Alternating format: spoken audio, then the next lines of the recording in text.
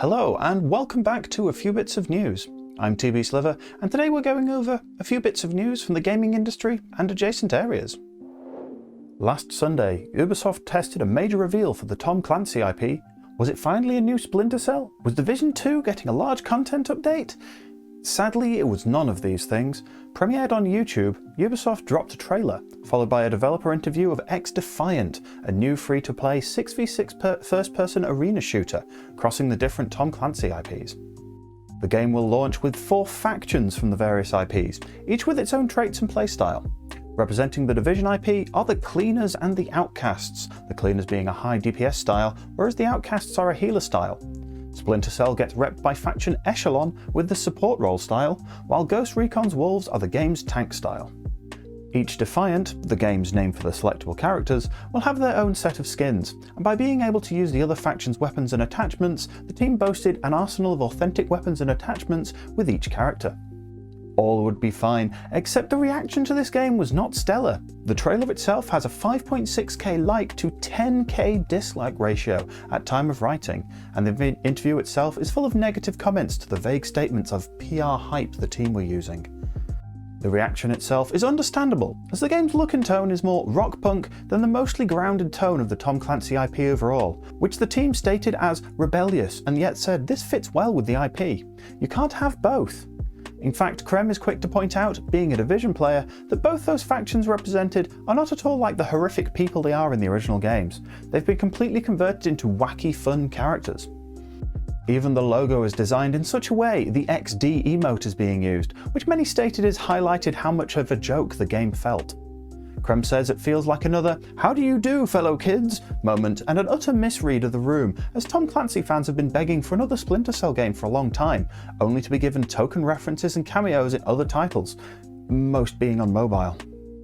Many also pointed out that the game is almost an asset flip, considering the game uses a lot of assets from The Division and possibly Far Cry New Dawn, which may be true, as the team states that this game is still in the very early stages. Considering XDefiant was not featured during the E3 and Summer Games Fest week, it's probably safe to say that this had a very quick development cycle. The team expects to have the game in beta by August 5th, with signups being available now. Seeing as Rainbow Six Extraction has just been recently announced as delayed until 2022, this game may have been churned out to fill the void for at least a quota of Tom Clancy releases per year. Krem is skeptical about this game's success, as Ubisoft's attempt to break into new markets has not been great, as the Battle Royale Hyperscape fell off people's radar after a hard media push with streamers who dropped the game as soon as their contract was over. It seems Ubisoft has had a string of bad luck, because in other news, another Tom Clancy game, Elite Squad, for mobile, is set to close. This was also a cross-IP title, much like XDefiant, with Splinter Cell's Sam Fisher as the title character, so those Splinter Cell fans are really not having a great time.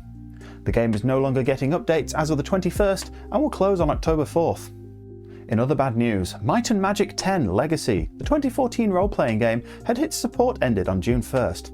This left the game in a broken state, as its DLC content was inaccessible due to an online DRM check no longer being active.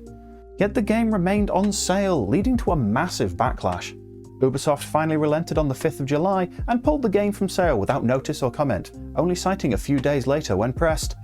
During that process, we unfortunately encountered an unexpected issue with this title, preventing new and returning players from accessing the game and its DLCs. We are currently investigating all available options and will keep players informed as we can share more. In the meantime, we made the decision to remove Might and Magic 10 Legacy from sale until further notice. If the game actually returns, only time will tell. With Final Fantasy XIV continuing to be too popular for its own good, this week Game Director and Creative Business Unit 3 head Naoki Yoshida addressed the player base in a very long producer's letter on the main website. He starts by stating what we already know: the player base had increased. What we didn't know was the scope. Not only have the US and EU data centers seen an increase, but all locations have seen a surge in uptake. That's including the Japanese, Korean and Chinese data centers. Yoshida said it was, in bold red text, staggering and unexpected. Skipping all the technical reasons, how the servers work, on July 17th and 18th, some US servers expected 7 to 8 hours of maximum population. That was despite increasing the total population by 18,000, which is about 750 players per server. Sadly, on the EU side, the server upgrades aren't available as of yet, so the cap increase would be smaller, but they would push it as much as they could, as long as the servers remain stable. A second letter was published after the main letter a few days later, confirming that the EU server cap would increase by 6,000, which makes that about 500 extra per server. Already live on the servers this past patch was a 30-minute AFK logout for players. Something they don't normally intend to use outside of expansion launches. Yoshida requests that players log out of the characters when not in use to help players cycle in and keep the server load down to prevent the instance and world servers from failing. One thing about the letter that surprised Krem was the acknowledgement of a priority system for the player-based queues, as up until now it was assumed all players queued normally. Turns out free trial players are met with a "this world is full" and are not included in the login process until the queue is cleared, which makes the 4-figure queue numbers even more interesting. Finally, Yoshida addressed the addition of new servers and data centers. Whereas the Oceania data center was already planned and announced for Endwalker, the game's next expansion, an increase of servers for the rest was planned for the expansion after, as the expansions have a 2-year cycle, which would have given them plenty of time. With recent events, it's accelerated their plans. However, due to the pandemic, 2 issues stand in their way: the drop in semiconductor production and the global travel restrictions preventing them to work on site. That said, Yoshida stated that they have teams already getting their vaccinations and vaccine passports to get this done. Yoshida ends the post by publicly apologising for the current situation, stating the days, in this case months, before an expansion's launch should be that of excitement and not frustration. Krem sort of disagrees with the statement, as the situation was not under Yoshida's control to begin with, and it blindsided not only the team, but the community at large, and Yoshida really shouldn't be saying sorry for something that really wasn't his fault. Then again, he knows what the team at Final Fantasy XIV are like. They love their creation and their fans, which is more than we can say about some other developers. Amazon's MMORPG New World is in its paid entry beta period. Whereas the game itself is gaining player interest, the media latched on a bigger target of interest. Apparently, New World was bricking the highly priced and hard to find RTX 3090 cards. The reports became noticed when streamer Glad tweeted the game had fried his EVGA RTX 3090, and that there were similar reports of the same card bricking with New World from other users. People feared for their expensive cards, so blame was quickly thrown in Amazon's direction, as people soon found out that the menus had uncapped frame rates, leading to the game in those menus running at over 9,000 FPS! Luckily, Amazon were looking into this, and with other reports stating the 3090s were fine, they found out that the issue only applied to the EVGA brand of cards, and Amazon quickly applied a patch to cap the frame rate in the menus. Despite the fixes and narrowing down of the affected cards, this situation is still ongoing, as we've yet to hear from the owners of the bricked cards. However, PC builder Jason Langevin, host on the Jay's 2 Cents YouTube channel, stated in his own video on the matter that his contacts in EVGA have already sent out replacements for those cards when he questioned them about it, with reports that EVGA have confirmed this. We hope those affected users get their replacements to replace their $2,000 paperweights. Konami's Pro Evolution Soccer is no more. The game has rebranded to eFootball and will be a free-to-play digital-only product. The game will be launching on PlayStation, Xbox and PC platforms, with mobile releasing later. However, the Nintendo Switch was not listed. The game's monetization seems to be that local matches will be free, we assume they meant normal games, with cross-generation console play being an option as well.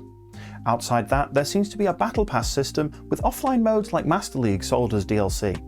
Leagues and other features added after launch, and cross-gen and mobile controller support are planned to be done by the winter. If this is a good business move to compete with FIFA or an own goal, we will keep you updated. Sony is loaning out their PlayStation characters to other games, it seems, as Mediatonic's Fall Guys is about to have a limited time event with Ratchet and Clank themed emotes, patterns, banners, and of course, bean skins. Ratchet's content is dropping today and will be up for sale for points until August 1st, whereas Clank's content will be from August 6th through to the 15th. Good news is neither are PlayStation exclusives and can also be gained on PC. Those who complete both events will obtain a Rivet banner to show off. The duo aren't the only characters to guest in other games, as Aloy from the Horizon series is joining Genshin Impact. Coming in on Update 2.2, which is October 13th, PlayStation players above Adventure Rank 20 will be obtaining her by a mail. Come Update 2.3 in November, this will open up to all players. Tokyo's delayed 2020 Olympics is ongoing as we speak, and even while the opening ceremony happened, gaming was afoot. Video gaming, that is. When the Parade of Nations started, the bit where the Olympians walk out and wave, gamers around the world started to pick up the familiar music in the background. Turns out the whole event was using gaming themes. A soundtrack was compiled quickly, and themes included the Final Fantasy Victory theme, Sonic's Starlight Zone, Nier's Song of the Ancients, and the Soul Calibur's The Brave New Stage of History. This wasn't the only nod to gaming, as Google currently have their own Olympic JRPG running on their main page for the duration of the games. In this collaboration between Google and animation team Studio 4 Degrees C, it's full of mini-games and an overall mystery to solve, and tracks your save so you can come back to it during the time it's running. And of course the mini-games already have people speedrunning them. The Doodle Champion Island Games ends August 8th with the closing ceremony of the Olympics.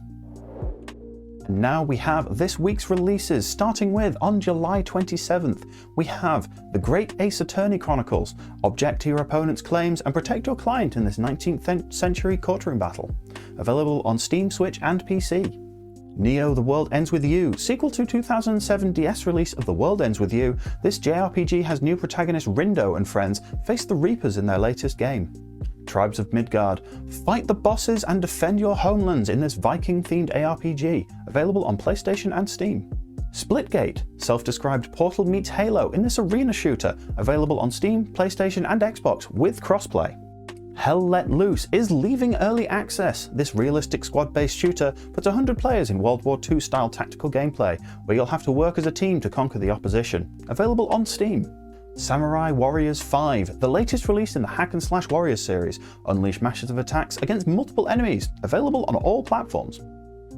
Coming out on July 28th, we have The Forgotten City. If you like the Skyrim mod, you'll love the standalone version. Travel back 2,000 years and solve the mystery, available on Steam. Unbound Worlds Apart, summon portals to overcome vicious beasts, devious puzzles, and fiendish platforming and challenges, available on Steam and Switch. Chernobylite, find what happened to your beloved 30 years after Chernobyl in this sci-fi survival horror, available on Steam, GOG and Epic, with console releases later this year. And on July 29th, we have The Ascent. The corporation controlling all has collapsed, so can you survive in this cyberpunk-themed RPG with twin-stick shooter controls, available on Xbox and PC. Eldest Souls, beat up gods and save mankind in this fast-paced top-down hack and slash, available on all platforms. And that's it for this week's A Few Bits of News. Tune in next Monday for more news across the gaming industry, and as always, don't forget to like, comment and subscribe, as well as hit that bell icon to get notified of the next video. If you'd like to chat with us live, then join me every Tuesday, Wednesday and Friday over on Twitch. Link in the description, otherwise we'll see you below in the comments.